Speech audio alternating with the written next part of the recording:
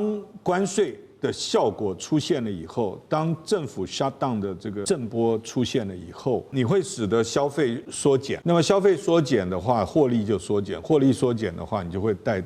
带动了有一些营业额的丧失。原来你不管讲 Target 或者是 Walmart， 它的营业额降低，就必须要请人走路啊，那它就变成另外一个循环。我觉得这个配套措施，每一个政府都会讲，但很难呐。川普这次的亚洲行，其实重点并不是在 APEC， 因为他在见完了习近平之后呢，立刻就飞往了美国啊，飞回去美国。那外界也报道说呢，其中有个原因可能是要参加万圣节的 party 啊，因为很多啊，其实并不是啊，因为美国自己的问题有非常的多。美联社就报道说，30号晚上呢，这个白宫虽然有很多的万圣节庆祝活动，但是美国国内的情势啊，恐怕是让川普赶快飞回去的重要原因。因为美国政府在10月1号关门了，很多的联邦工作人员已经领不到薪水，数百万美国人也越来越陷入一个缺乏基本联邦服务的困境啊。还有一个更大的问题，就是美国参议院在30号呢，以51票对47票通过了一个决议，否决了川普针对超过100个国家现在所实施的全球关税政策。其中呢有4名共和党倒戈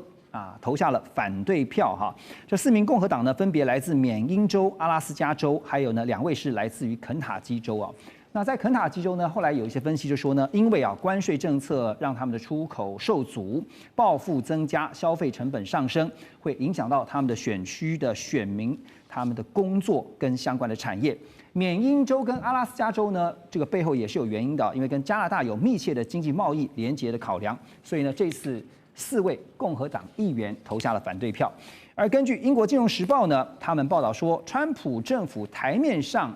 常常会攻击的一件事情就是 WTO 世界贸易组织。可是最近有一个动作引发了大家的好奇就是美国缴了2500万美元的费用，把这个之前拖款不缴的 WTO 的费用缴清了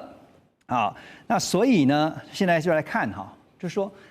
川普现在要面对的是他美国自己内部，包括发动关税所引发的压力。所以 Russ 这个关税工具现在连自家人共和党的议员可能都没有办法挺下去，是因为这些议员背后也有他来自选区选民的压力，是吗？只有几位而已对不对？所以四位参议员，共和党籍参议员，对关税的意见跟川普不符合，那这个不代表是全部的共和党国会议员多数还是会很支持川普，这是事实。而且国会针对关税怎么说或怎么投，目前不是重点，重点是这个问题已经是进入最高法院。那万一最高法院说川普这样实行关税是没有符合法律我相信川普团队还是会找其他的法律依据再次提升关税了，他们真的会往会往这个方向走了。对，所以将来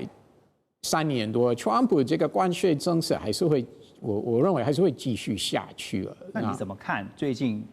突然把这个积欠 WTO 的费用给缴清这件事情，是为了要减少未来万一到最高法院这个被最高法院的判决不利于现在的这个关税政策所带来的冲击吗？我觉得不能排除美国还是会采用 WTO 的管道来投诉其他的国家对不管是关税或非关税贸易壁垒等等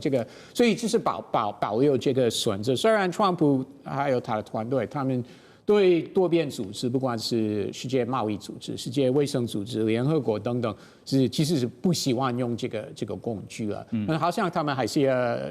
要保留这个选择了。但是目前其实WTO 的相关的这个争议解决机制，目前还是在 stop 的一个阶段，没有再运作了。对，这是我们之前也讨论过就是世界贸易组织感觉好像名存实亡，因为很多的贸易争端到了世贸组织就不了了之了。这点老师又怎么看呢？就是没有牙齿的老虎这个或者是没有执行力、没有强制执行力的机制。那么，所以它的功能，也因为这样子，所以美国非常瞧不起这些多边组织啊，因为他没有办法。你就算是打赢了官司，或者是你在争端解决机制中间获得正面的回应，最后别人不履行，你一点办法都没有，也没有制裁的办法。这个就是美国有很多批评，不只是川普，也不只是共和党。而且我们刚刚特别提到，是这些投下反对票的议员，是因为他自己有来自选区这些选民的压力，因为选民现在生活困苦啊，怎么办呢？因为我们看到。彭博他们取得了美国零售业的巨擘哈，就是 Target， 很多人都常去 Target 买这些零售商品哈。有一份内部的备忘录表示说 ，Target 要裁撤大约8%的企业职位啊，其中包括裁员1000人，而且要取消800个左右的空缺职位。Target 从之前呢这个 COVID 疫情高峰之后，就陷入了销售疲软还有库存失误的困难，连续11季度。同店销售下滑，公司的股价今年以来已经下跌了超过30%了。所以现在对于川普来讲，你说他就算再怎么右翼呀、右派呀，他还是必须要去照顾到社会福利这个需求，难道没有任何一点压力吗？黄老师，社会选票有压力，那社会福利跟选票有关系，而且2026马上就要期中选举。对啊，所以我看这个川普在处理对中关系，他也要算好中国大陆的15+5规划跟明年的美国这个期中选举的初选这些时间点。所以 Ross 刚刚讲说上飞机以前都不一定，我是同意的啊。那现在回来讲，其实共和党的基本意识非常。如果我讲错，你跟我说。共和党基本意识，他反对不劳而获，反对共和党基本上认为社会的责任是救急不救穷，所以你必须要负担社会责任，你才会拿到补贴。这种毫无限制的去救这些穷人，是共和党没有办法接受的，这是一个基本面。那现在问题出来了，就是说，当关税的效果出现了以后，当政府 shut down 的这个关门的这个震波出现了以后，你会使得消费缩减。那么消费缩减的话，获利就缩减，获利缩减的话，你就会带动了有一些营业额的丧失。那么所以原来你不管讲 Target 或者是 Walmart， 它的营业额降低，就必须要请人走路啊。对，那它就变成另外一个循环。那所以我觉得它就是这个配套措施，这样配套措施啊，每一个政府都会讲，但很难呐。你包括职工训练，包括辅导转业，这些都不是立竿见影的事情。是，所以现在问题就出在这里。提到这个部分啊，因为有一个最新的消息就是呢，美国已经有2位法官，因为他政府关门已经1个月了，满月。那在这个时候呢，2位联邦法官裁定哈，说川普政府不得终止食物券的这个计划啊。接下来川普怎么接招？您觉得？我觉得这法官是归法官啦，这个凡是事情走进法律程序的话，都不会很快有结果。Food stamp 就是这个食品券啊，或食物券，这种福利措施其实被滥用的机制的地方很多。这个在过去每一次选举的时候都是很激烈辩论的问题。我觉得川普政府以现在来讲，不会被法官的判决所威慑到。那现在中方发动的稀土战啊，打到了美方的软肋啊，恐怕这个稀土还不是最痛的，因为最痛的现在中方认为恐怕是川普眼中的美国股市。华尔街日报就报道说呢，北京已经认为啊，他们找到了华府的致命弱点啊，就是川普对于股市他是非常在意的。迪洛伊这家公司呢，在对大约4000位的受访者所进行的调查中，发现到接受访问的消费者里面呢，有高达57%的人都预计未来1年啊，美国的经济将会走向疲弱。而另外呢，高盛经济学家的团队啊，是发布了研究报告，特别指出了美国消费者将会消化55%的关税成本，而企业呢，最后承担是22%，外国出口商以降价吸收18%，另外有5%是被规避的，这是55%是最后的一个关税成本啊。现在大概预估是20%左右。不过聂老师怎么看哈？因为现在消费者最担心的就是我要承担大量的关税成本，意思就是说我以后买东西我会非常的买不下手，因为东西太贵了。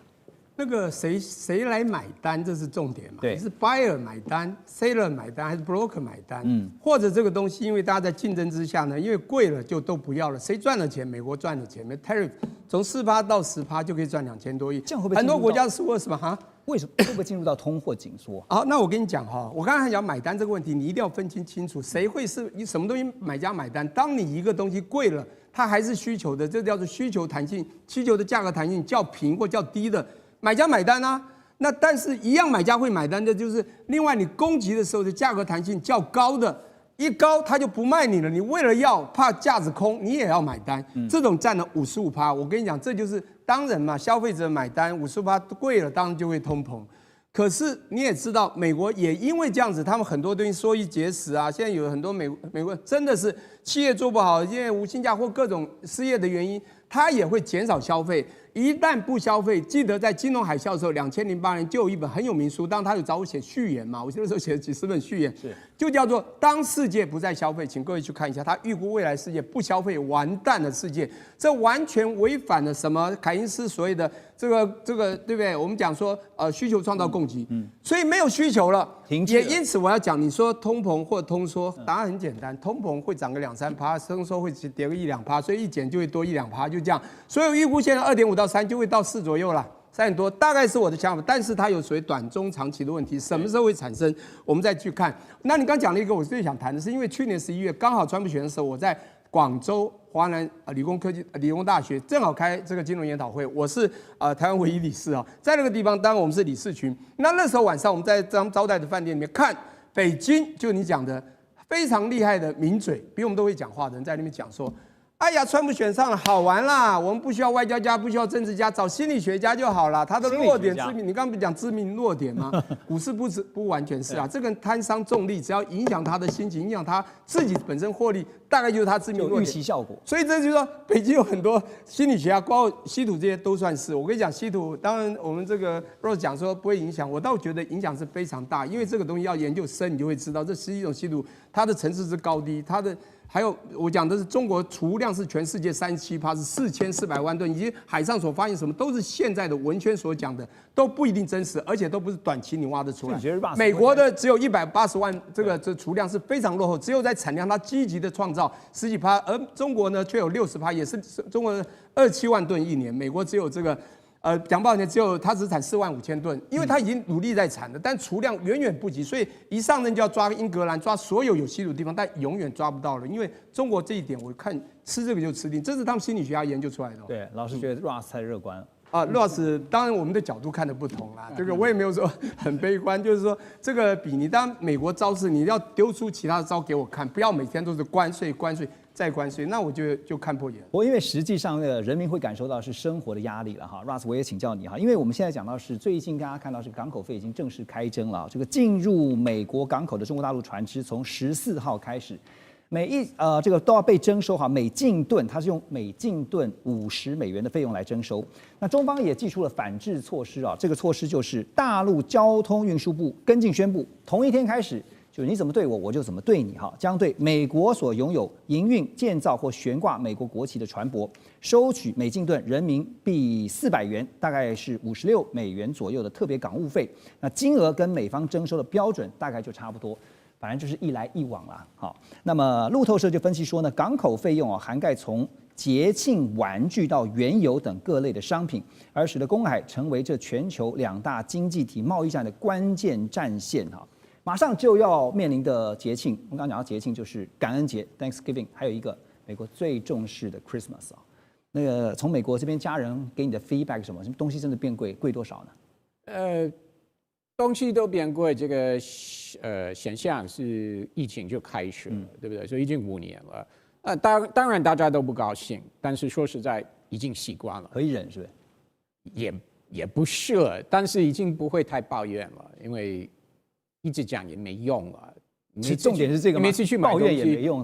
不管是买节庆的礼物，或你每个礼拜去超市买东西，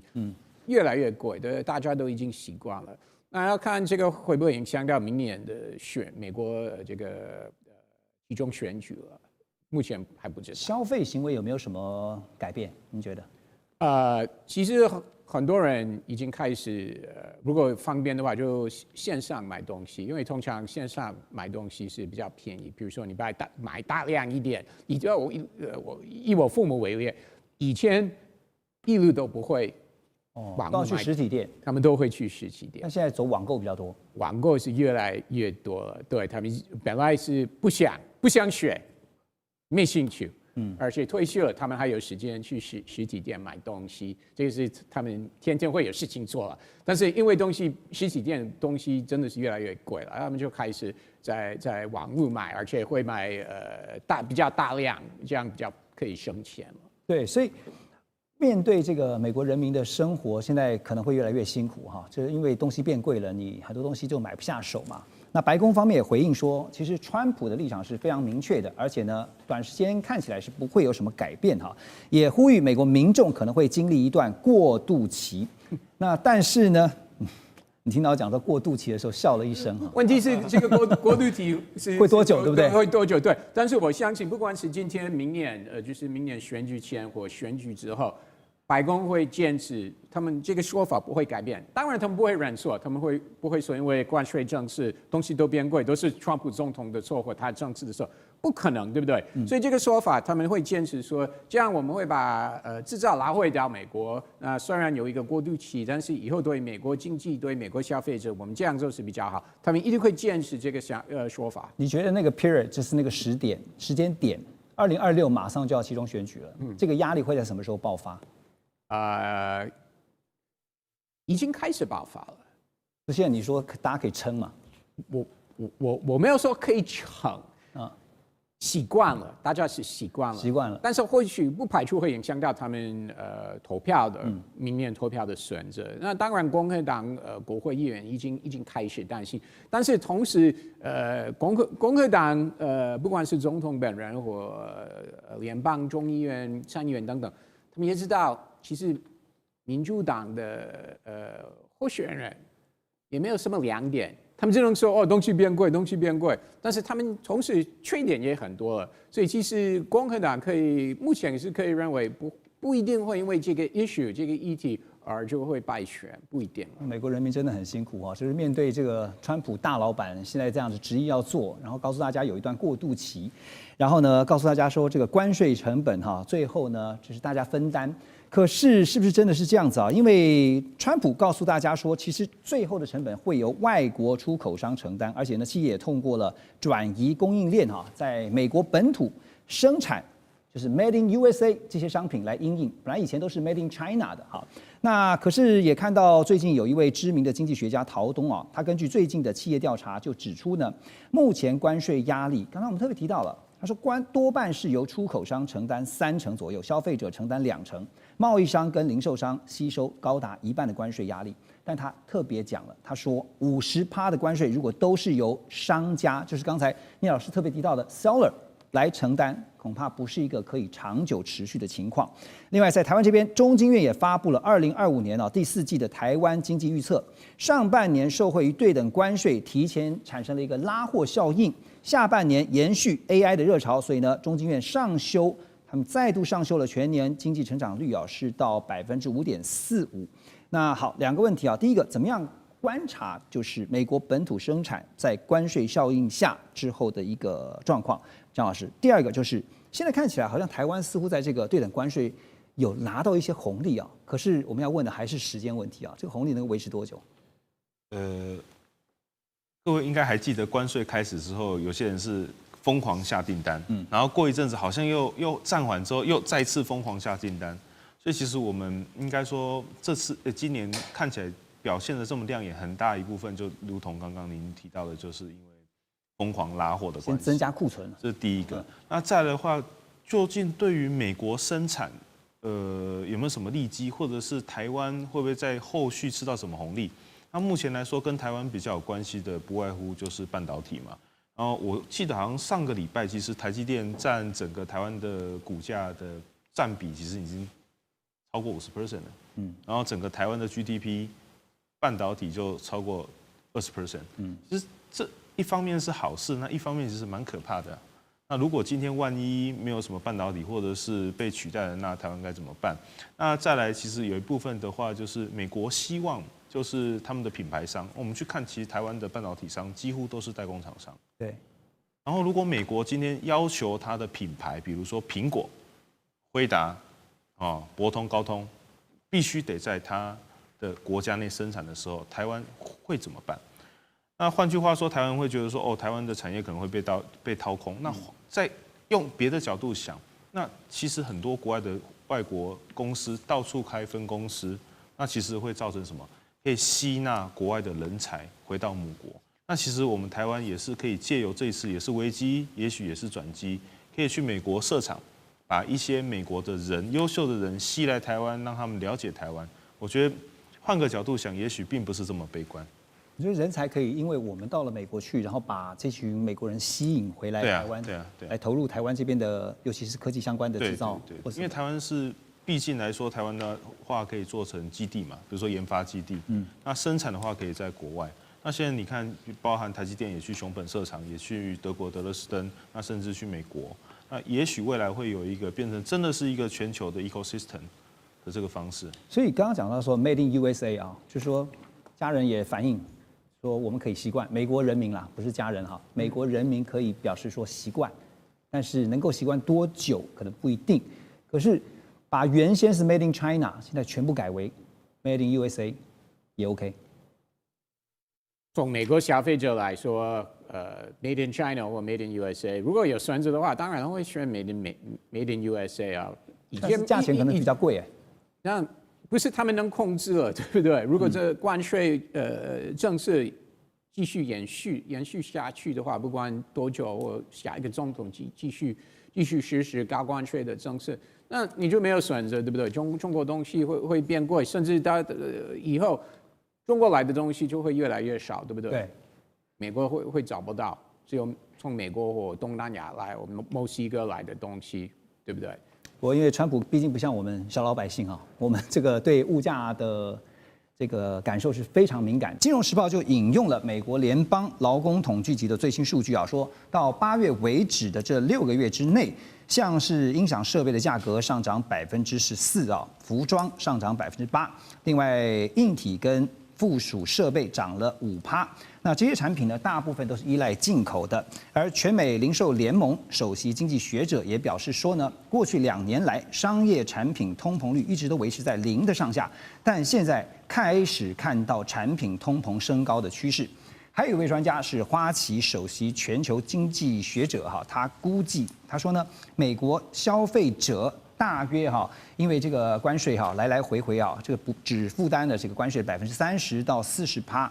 那另外的2/3呢是由企业来负担，但是未来几个月恐怕消费者的承担比率要提高到60%了。好，现在这个又来了哈，所以我想说，什么关税大战又要打了哈，因为2.0这个。川普2.0以来呢，你可以发现其实呢来来回回，先前的喊话竟然喊到了都超过100%，那现在又来了这个100%又回来了。所以呢，我要问倩姐的是说，如果真的川普就是执意这么做，当然现在我们也知道，他就刚刚讲说变来变去，可能雷声大雨点小，但是万一他真的执意这么做，真的加征了100%，还是不算原先的，那接下来对美国经济的冲击怎么评估？对。因为它如果加征100%，接着要看的是说它会不会再放上一个 hiatus， 就是我们暂停3个月啊、6个月啊。因为别忘了，在4月就是要让从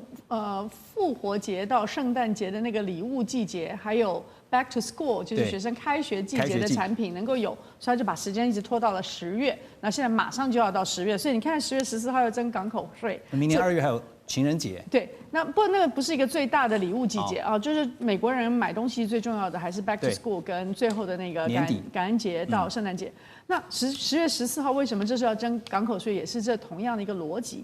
那我记得我们一开头看到它关税的时候呢，很多的人都在预期它一个很快的通膨影响，到现在为止并没有那么影响清楚。那可是到现在为止，数字已经出来，就是说，当他一开头做这个关税的时候，虽然他告诉大家说，我们已经收了这么多，要来补贴大豆农啊，但是他所补贴的东西呢，最初是由进口商跟出口商。因为最初的产品他们就会在既有合约上面做一些小的调整。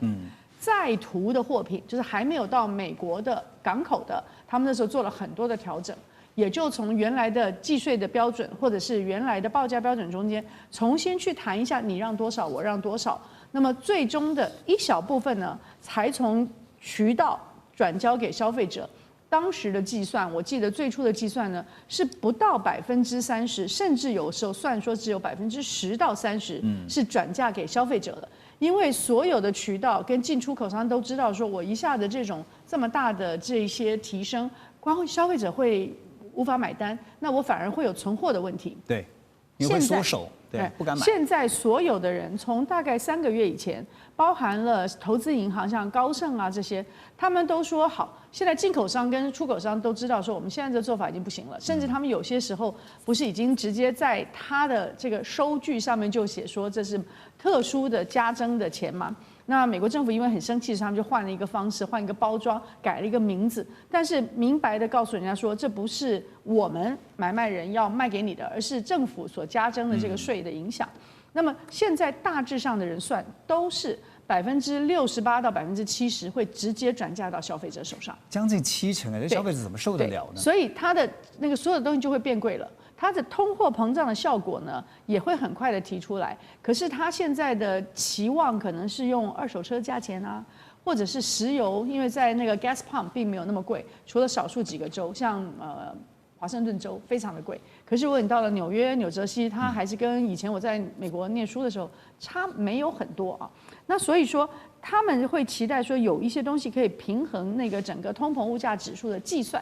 但是你没有办法去 offset 这么庞大的增长，就是说68%到70%是要由消费者负担，也就是说直接转嫁给消费者这件事，这是第一。我觉得第二呢是还是会有很多的消费者，他会想尽办法用其他的方式来获得他想要的货品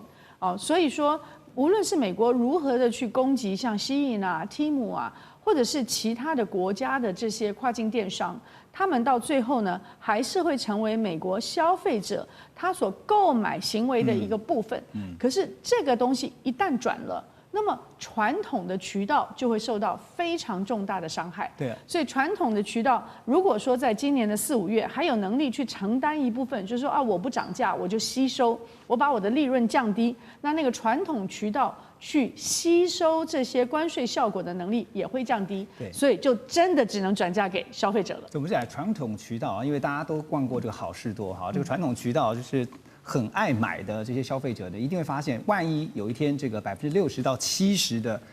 关税成本都让你负担，你受得了吗？好事多的全球执行长他就表示说，为了要减少这个关税带来的冲击所以现在他们的卖场都已经减少摆放许多的进口商品，比如说像是玩具啦、装饰品啦，那闲置出来空间怎么办呢？改放什么？改放3温暖跟后院凉棚这些高价的产品我先问 Russ 你会买吗？还好我没有在美国了。你在台湾也会逛 Costco 但是有替代品是有，因为贸易战是川普1.0就开始，2018就开始，对不对？所以供应链已经有7年时间做调整，很多制造有回到美国国内来做，但是问题来了，第一，价格可能会更高；第二，选择会没有以前那么多，因为以前好事多可以进口几个不同品牌，那消费者可以选。那或许以后你去在美国去好事多的时候，只有一个品牌，那价格会更贵。你说好事多的自有品牌是？或者如果是其他的品牌的话，是美国国内品牌的话，我的意思是说没有从中国。以前很多人认为越南、印度等等国家可以取代在中国制造，对不对？但是现在关税都提高了，对不对？所以只有美国国内品牌或者好事多自己的品牌，所以选择很有可能是没有以前那么多。所以如果你是美国民众的话，你会选择用美国本土的品牌？如果你去按照执行长的说法，你没有选择你去好事多只有美国品牌，对不对？对，因为3温暖不是常常用嘛，后院凉棚也不是天天晒嘛，对不对？所以那我问另外一个就是说，现在就连服务业都可能会要面临到通膨的这样的一个挑战啊。因为这个芝加哥联邦储备银行的总裁哈，他就担心一件事情，他说连服务业通膨都可能会上升，所以这代表的是一个连锁的冲击，可能会产生了吗？应该会有了，但是川普不会说是他因为他的政策而产生，他会责怪什么理由？他会责怪民主党及国会议员，还有会责怪中国。他当然不会说是我自己错，对不对？他会责怪别人。好，但是不管如何，中美现在很担心的就是说，万一走到了这种。又是回到了这个胆小鬼的游戏哈，就是你敢这么做的话，我也敢这么做。那看最后谁就是决定要撞在一起。美国贸易代表署哈，他们最近也根据一份海事301的调查报告，因此启动了第一阶段，刚好特别提到港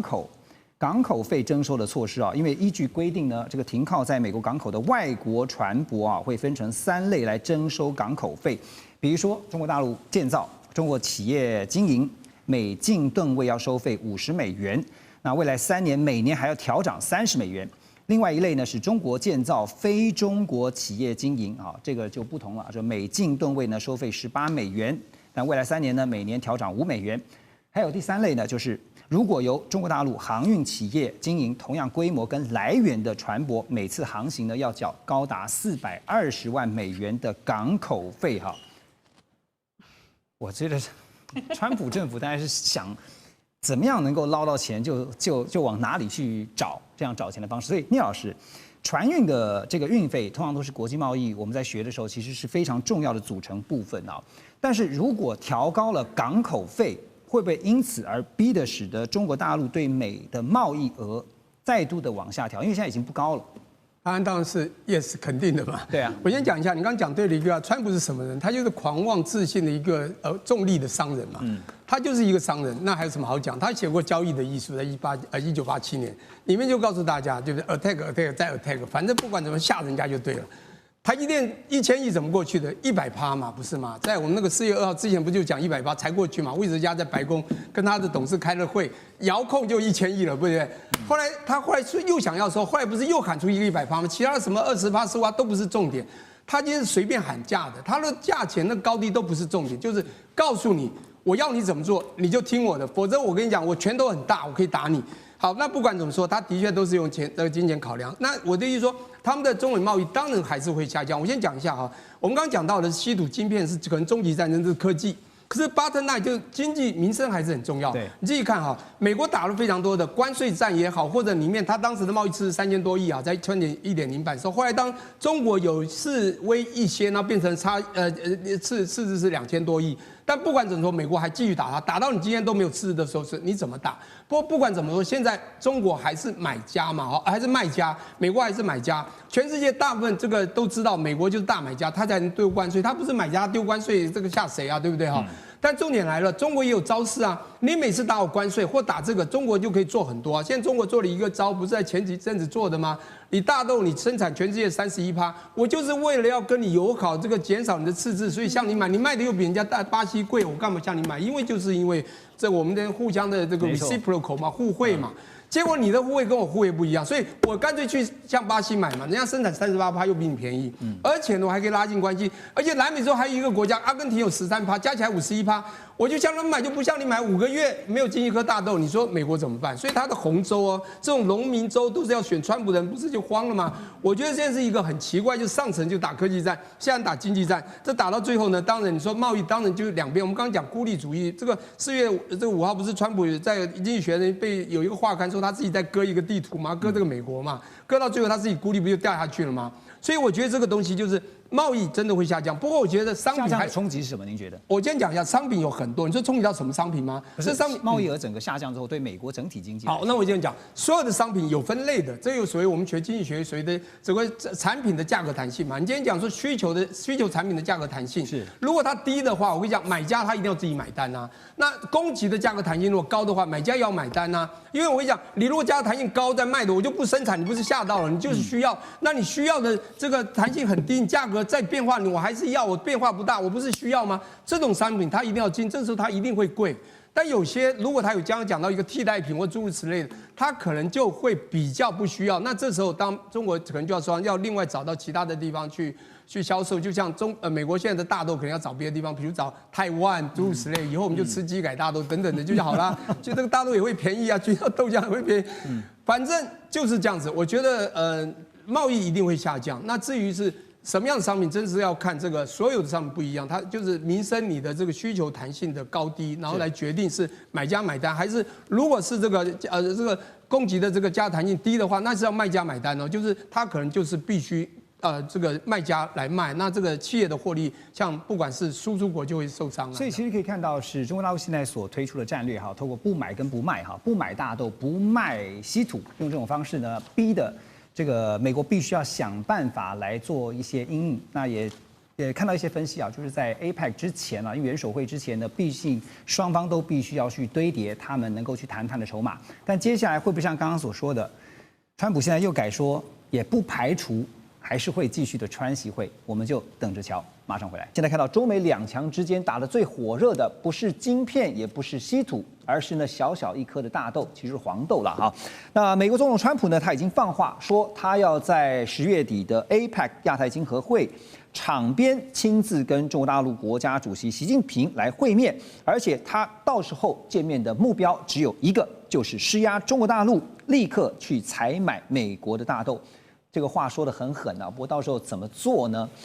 川普甚至急得公开生气的说呢，中国大陆停止购买大豆的谈判手段已经严重伤害到美国的大豆这些农户哈。这句话当然也等同于川普也承认了这个贸易战的反作用力，现在是重重打击到美国自己的农业命脉。那也就是说呢，现在选票跟大豆比较有关。散装船航运业者他们最新的数据显示，大陆在年底之前大约需要采买这个120艘船的大豆，数量高达了大约有840万吨。如果这个订单能够下到美国的话，对美国农民来讲，简直就是一个救命的黄金大饼啊！不过先前川普说呢，大豆这个问题不重要，我们用补贴的就可以了。显然不是如此哈，左老师怎么看？好，首先我们看到就是说，因为中国大陆过去是这个美国大豆的最主要的买家，对，去年2024年中国大陆购买了美国45%的大豆，45%大豆出口，所以当然它这个举足轻重。那今年因为关税战的关系，到目前为止是大幅萎缩。然后呢，这个因为大豆现在正好是收成期，然后这个川普又打击非法移民。对于农业部门来讲冲击很大，因为很多农民他们是依赖移民来去替他们做采收，所以现在他们就变成说，他没有这么足够的人力采收，他又没有办法这个出口，所以他就要赶快再重建那个仓库，把它储存起来。所以对农民来说，不但赚不到钱，还额外要付出成本。所以现在大概是说一亩要亏64块钱，这是叫苦连天。对，叫苦连天。那现在情况，当然美国想办法，当然是希望就是说，不只是说这个像传统的这些买家之外，现在看上几个新兴市场，包括越南啦，包括这个尼加拉越南奈及利亚，还有一个孟加拉，这3个国家大家去看，它的人口规模都上亿。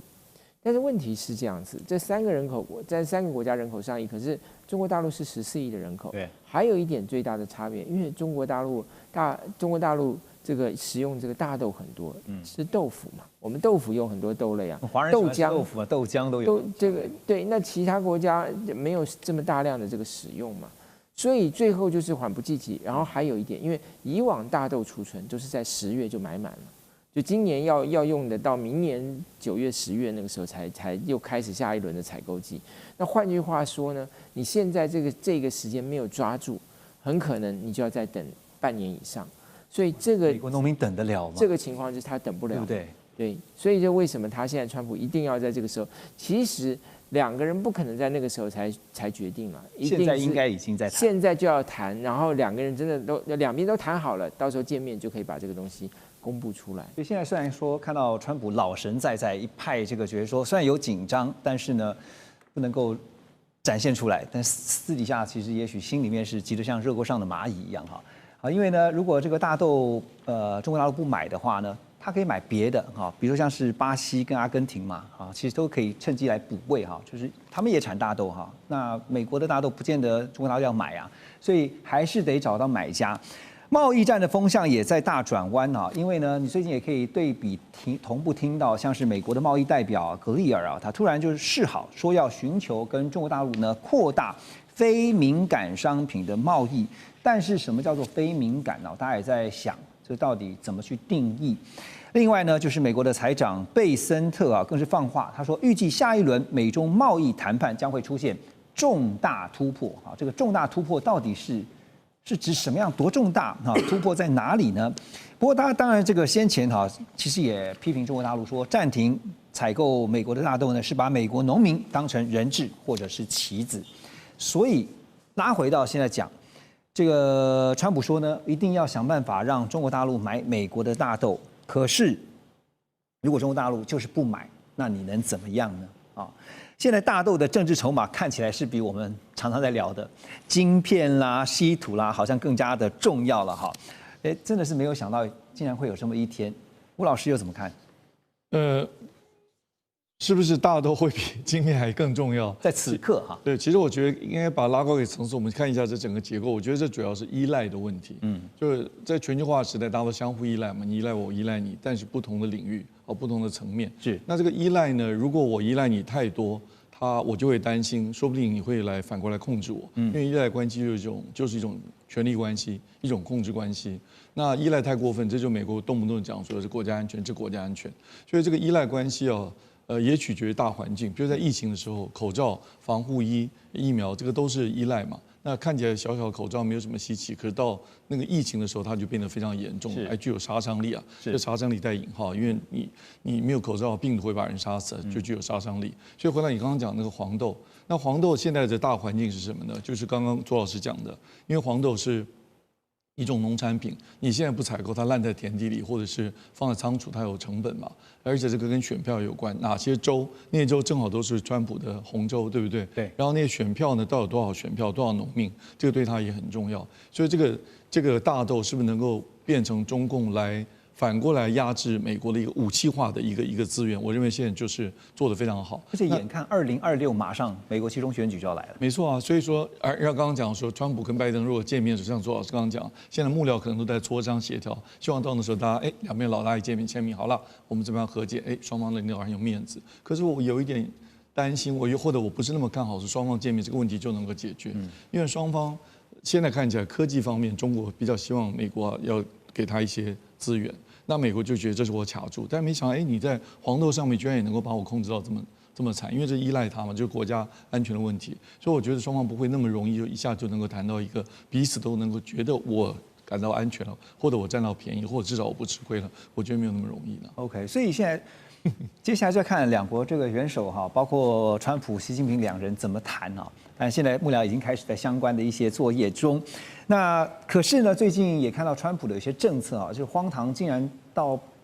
到被国际打脸啊，怎么一回事啊？就是美联社的记者呢，在联合国大会上呢，他们意外捕捉到了一个画面，美国财长贝森特手机的简讯啊，这简讯内容呢，竟然是痛批说愚蠢之至哈。为什么？因为美国金援了阿根廷200亿美元，结果呢，阿根廷取消了他们的谷物出口税，使得中国大陆趁机能够买阿根廷的大豆。因为刚刚讲说不买美国大豆，那我就买阿根廷的大豆，再加上它又没有谷物出口税，所以正好呢，就因此顺理成章的就完成了交易。那当然也使得美国农民的市场拱手让人。而且不只是大豆啊，现在就连牛肉也是啊，出现崩溃式的暴跌。路透社就报道说，美国牛肉呢销到中国大陆的金额暴跌了超过90%，原本每年上亿美元的市场，现在全部被澳洲给取代。中国大陆商务部更是公开摊牌，他说未来大豆的购买啊，会取决于美国是不是要取消所谓不合理关税。现在包括大豆也好，牛肉也好，巨额的损失啊，变成中方在这一轮美中的谈判上一个王牌。好，所以现在美国农业陷入到内外交迫的一个局面啊，被中国大陆牵制住。那刚刚吴老师也特别点到，其实这背后还有选票的考量啊。可是呢，总得谈，那拿大豆来换什么呢？所以陆老师觉得美国能够拿什么来换呢？比如说科技上的松绑，或是在外交上面有什么样的筹码吗？今天彭博最新的消息出来了，就是中国大陆向美国提出了一个要求，就希望中国大陆对美投资可以超过1兆美元，换取美国对于中国大陆在美国投资企业的国安审查，不要再做国安审查，这是第一个要求。第二，我中国大陆出口到美国已经设工厂的中国的工厂的关税要降低，所以他做出2个这样的一个诉求。那以投资1兆美金来换到不要对我的企业做国安审查。我们知道欧盟当初跟美国达成协议是6000亿美金，日本是5500亿美金，韩国是3500亿。那中国大陆呢远超过他们，我可以投资1兆美金。换言之，中国大陆想要从我这个一带一路我投到美国去，不只是在其他的开发中国家，用这个换到我要的。所以中国大陆他自己也有一个蓝图，一个 picture， 就是说我跟美国这样一直的这磋商，我总要换到我要的，因为他们一直希望跟川普达成一个框架协议，在这框架协议之下，大家在小打小闹、小吵，在打阵地战。那这个框架协议呢，就等着这个 APEC 今年10月底的 APEC 他们来做一个谈。所以为什么贝森特跟葛略尔都说10月底的 APEC 会有重大的突破，会有重大决议？其实他们诚如刚刚左老师讲的，应该已经达成了某一种协议，只是这个协议需要2个领导人共同碰面才能拍定完成这一次的这个协议。那么现在美国对中国科55% 的这个关税，对美国来讲，这个关税呢是恰恰好，因为可以掐住中国的脖子，让中国出口到美国已经减少了25% 以上。好，这对中国大陆目前通缩经济下影响是蛮大的。所以陆老师，您觉得如果现在拿大豆，或者是包括刚刚提到的牛肉作为筹码的话，美国至少要到中国大陆至少要到什么算是它达到它的标准？因为正好大豆，中国大陆是大豆全世界最大的买家，它可以买大概将近60%，所以它这里有相当大的主导的力量。那牛肉呢？过去美国每一个月都出口到中国大陆大概1亿2千万美金左右，那现在呢都大幅下降，那大豆甚至是从5月以后是0。对，那中国大陆正好就可以利用这个大豆来换取，比如说我关税是不是减少？比如说你的芬太尼关税是不是20%是不要啦？不要再扣我芬太尼关税，降低中国大陆厂商出口到美国的这个成本，这对中国大陆是有一定影响。所以美国为什么这么有把握？表示美国已经跟中国大陆有了个默契，你这方面让给我，我那方面就要让你。所以为什么川普他们为什么这么有这样信心？那吴老师觉得呢？科技上至少中国大陆要到什么？我好像跟2位老师看法稍微有点不一样，我比较悲观。我悲观的理由就是说，中国大陆其实有比较长远的战略的思考，所以它即使是像刚陆老师讲的会让，那我觉得在那个措辞上面会有各种的陷阱在里面，绝对不是1000马好马上就买个500吨。买个5万吨就有多少吨这样子，我觉得这中间还会有一些变数在里面，因为双方彼此的互相需要，而且互相可以卡的那个 list 非常长，所以在这么短时间要谈成，我对那个川普的，刚刚节目前我有在开玩笑，川普的这个幕僚啊，很多具有战略思考的人恐怕都被开除了，或者不在政府里面了，所以他能不能够做那么缜密的战略的思考，然后跟中国大陆能够完成这样子一个密切的这样子的洽谈，我其实比较没有那么乐观。同意，而且其实现在美中在对谈的过程当中，有一个很关键的，就是非常薄弱的信任基础。好，来自美国的最新报道是《纽约邮报》报道 ，Walmart 跟 Target 这2家，这在美国其实很多民众常常去买这个零售商品的最近呢，这个顾客就发现，在商品上面的价格标签正在悄悄的消失不见了外界就预测说，这个做法可能是为了在美国面对新一轮关税压力之下呢，这个悄悄的重新定价，为即将到来的涨价，甚至未来有可能的通膨要先做好铺路。这个标签呢，像是从内衣上面牛仔裤童装你会发现其实都是一些服饰这个成衣这些上面呢，开始有一些策略性的删除。好 ，CNBC 就报道说，美国批发商跟经销商也警告，像是 Walmart、Target 这个占美国 GDP 1/3。价值8.2兆美元的产业会受到川普贸易政策最严重的打击，也面临将近500亿美元的关税压力。所以吴岳老师啊，因为我们刚刚提到，其实真的在美国很多的，这不一定是中下阶层的家庭，甚至有一些这个高收入所得，他就是去那边找到很便宜的 CP 值又高的商品。那这个商品当中，中国大陆的商品占了7到8成的比例哈，所以对沃尔玛来讲，中国制造其实是一个他们很有竞争力的保证，因为对他们来讲是获利的保证。但是现在面对到冲击来临，有看到任何的因应方法吗？就除了这个悄悄的把标签给重新再上架？因为一般是这样来看，像一般美国民众，我们讲说假日，最容易去的2个地方，一个是教堂，一个是沃尔玛卖场啊，这第一个大卖场。这第一个一般，特别是在美国很多乡下的一些民众，大概这2个地方大概都养成他们假日必定要去的2个地方。那第二个部分来看的话，现在把很多的标签悄悄拿掉，因为我们知道说，大家都认为其实川普要扣征关税，所以很多人都是提前备货。那这个提前备货，实际上沃尔玛这个商品平均大概是4个月左右，就是说它进货大概的备货时间会有4个月。那经过4个月，如果没有新货来讲的话，那就缺货了嘛，这大概第2个。那第3个来讲的话，当然这个部分显然美国老百姓有没有感觉到有关于通膨物价的上涨，感受最深刻的，当然就是这些民生消费必需品的部分嘛。那民生消费必需品分2种嘛，一种比较高单价的，像手机啦、像笔电啦，那一种比较低价位的是跟民生相关的服饰啦，乃至于食品这些相关的嘛，运动器材等等相关。那这个部分当然就感受会很深刻。那最后我们来看的话，当然这个问题是不是说有面临到的，已经面临到的，那能不能解决，还是完全解决，取决于未来。因为第一个来讲的话，大概很多供应链的多元化大概很清楚的，因为沃尔玛的全球采购当中，中国的比重当然是最高的啦，因此这供应链的采购能不能所谓分散市场？那第二个来讲的话，当然很重要的，寻求关税豁免嘛，所以我们不要说看说像手机啦、笔电这些啊，其他都只有扣20%的芬太尼的关税，其他都没有扣到嘛。对，所以能不能寻求豁免嘛？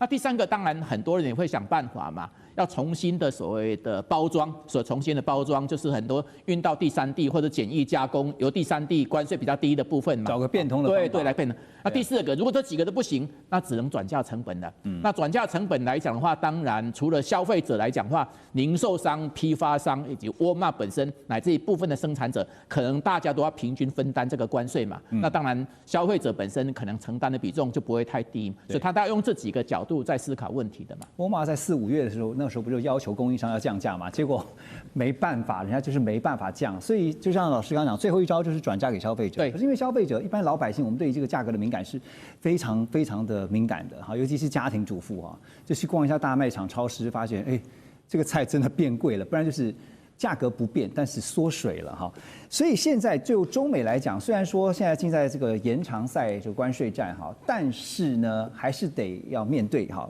这个冲击来了怎么办？《纽约时报》也报道说，5月下旬以来哈，中国大陆一直在抵制购买美国大豆，表达对于川普征收中国大陆进口产品关税的不满啊。像现在包括美国中西部各州都感受到了痛苦，像伊利诺州、爱荷华州、明尼苏达州跟印第安纳州哈，尤其是如此，这些农民面临前所未有的情况，因为今年秋收又是大丰收，可是没人买这个大豆怎么办呢？